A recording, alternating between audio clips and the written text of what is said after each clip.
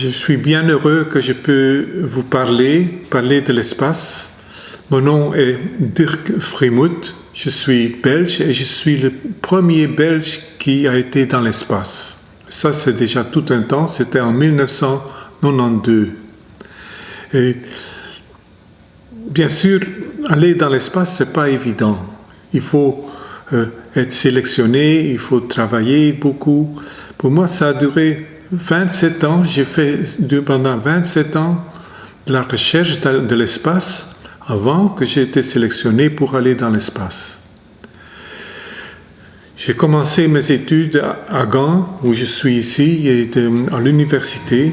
Et je suis ingénieur de formation. Et après, j'ai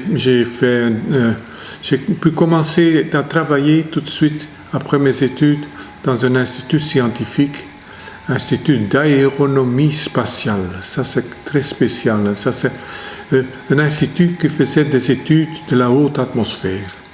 Notre haute atmosphère, c'est pas un gaz inerte qu'on a au-dessus de nous. C'est un laboratoire chimique avec beaucoup de composants qui sont là en petite quantité, mais qui sont quand même très importants. Eh bien, nous autres, on devait les mesurer, et c'est important pour l'étude du climat, de l'échauffement de la Terre, tous des problèmes qui sont toujours très actuels. Après, j'ai fait un doctorat ici en Belgique et puis un postdoctorat aux États-Unis. Et c'est en 1977 que j'ai pu poser pour la première fois ma candidature pour aller dans l'espace. Ici en Europe à ce moment-là, avec l'Agence spatiale européenne. Je n'étais pas directement sélectionné, mais quand même, j'ai pu joindre l'équipe pour donner des cours, des cours de physique aux astronautes qui étaient sélectionnés. Et comme ça, j'étais quand même très près des astronautes qui volaient. Et finalement, j'ai pu poser ma candidature aux États-Unis, à la NASA. Et j'étais sélectionné à la NASA parce que j'avais travaillé à plusieurs expériences qui étaient à bord d'une mission scientifique qu'ils avaient dans l'espace, une mission à bord de la navette spatiale, la navette spatiale STS Atlantis et le vol STS-45. Voilà, ça c'est le début. Maintenant, je vais vous parler surtout de l'espace, ce que c'est. Quelles sont les choses qui sont importantes, qu'on ne connaît pas? Parce que l'espace, c'est un environnement très hostile. C'est hostile pour les appareils qu'on amène là-bas, parce que pour les lancer, ça doit résister à des vibrations, ça va aller supporter des températures extrêmes, etc. Mais c'est tout très hostile pour les hommes qui peuvent aller dans l'espace. Parce que nous autres, on n'est pas fait pour vivre en apesanteur. Je vais vous parler ce que c'est l'apesanteur tout de suite. Mais donc, nous autres, on n'est pas habitués à ça. Et quand on va dans l'espace, il y a pas mal de choses qui changent dans notre corps et où l'homme doit s'adapter pour pouvoir rester dans l'espace. Heureusement, il y a des choses auxquelles l'homme s'adapte facilement, mais pas tout. Et je vais vous parler de ça. Quand on va dans l'espace, bien sûr, il faut avoir une raison. Eh bien, il y a des raisons scientifiques. Il y a pas mal de choses qu'on peut faire dans l'espace qu'on ne peut pas faire au sol. Et c'est pour ça qu'on va. Il y a pas mal d'expériences qu'on a déjà faites. Et il y a en quelque sorte quand même deux catégories importantes. La première catégorie fait des mesures, utilise le fait qu'ils sont au-dessus de cette atmosphère. Et ça permet de regarder vers les étoiles mieux qu'ici. Parce qu'ici, quand on regarde les étoiles, eh bien, il y a toujours une atmosphère et ce sont des molécules qui vibrent et qui finalement évitent qu'on a vraiment une résolution qui est encore plus grande que ce qu'on avait avant. Donc il y a une limite à ça. Et pour pouvoir mesurer mieux, il faut se mettre au-dessus de cette atmosphère. Et ça, l'atmosphère continue assez loin dans l'espace, mais quand même, il faut se mettre au-dessus d'une couche d'air de 100 km. Quand on est au-dessus, on peut dire qu'on est dans l'espace et on peut mieux regarder les étoiles et l'univers. Et un bon exemple de ça, c'est qu'il y a un télescope Hubble qui a fait beaucoup de mesures dans l'espace et qui, en quelque sorte, a apporté tellement de choses à l'astronomie qu'il y a pas mal de choses qu'on a dû revoir, qu'on ne savait pas interpréter avant et qu'on peut essayer d'interpréter maintenant. Donc là, c'était très utile.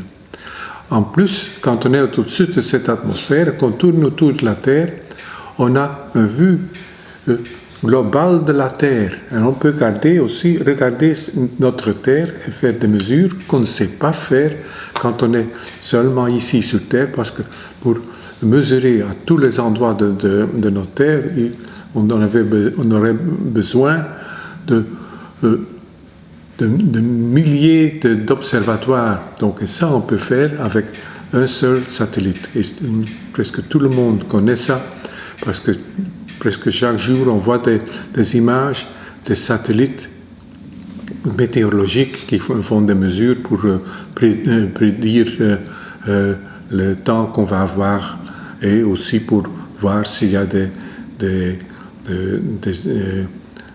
volcans qui sont éruptés et tout ça. Il y a beaucoup de choses qu'ils mesurent à partir du ciel. Le deuxième groupe d'expériences sont des expériences qui utilisent le fait qu'on est un apesanteur. Qu'est-ce que c'est ça, cet apesanteur, qu'on ne pèse rien en quelque sorte? Eh bien, l'apesanteur, c'est une force universelle qu'on a partout sur notre Terre, dans notre système solaire, dans l'univers overall, à tous les endroits, on a cette gravité donc, qui est en quelque sorte à l'origine donc, de notre univers. Et si les étoiles qui ont été créées, les galaxies et tout, sont créées parce que il y avait cette gravité qui a fait que la matière qui s'y trouvait s'est accumulée et a fait des soleils d'abord et aussi des planètes. Cette force de gravité varie quand même quand c'est une force, c'est une attraction en deux masses. Chaque objet a une masse et il y a cette force d'attraction avec un autre objet en continu. Mais donc si nous autres, on se trouve dans un orbite autour du Soleil, eh bien il y a cette attraction qui fait qu'on peut tomber. Bien sûr, comment est-ce que ça fait quand on est à 300 km par exemple de la Terre, c'est là, à cette altitude que nous autres on volait, eh bien, à cet endroit-là, la pesanteur est encore 9/10 de ce qu'on a ici au sol.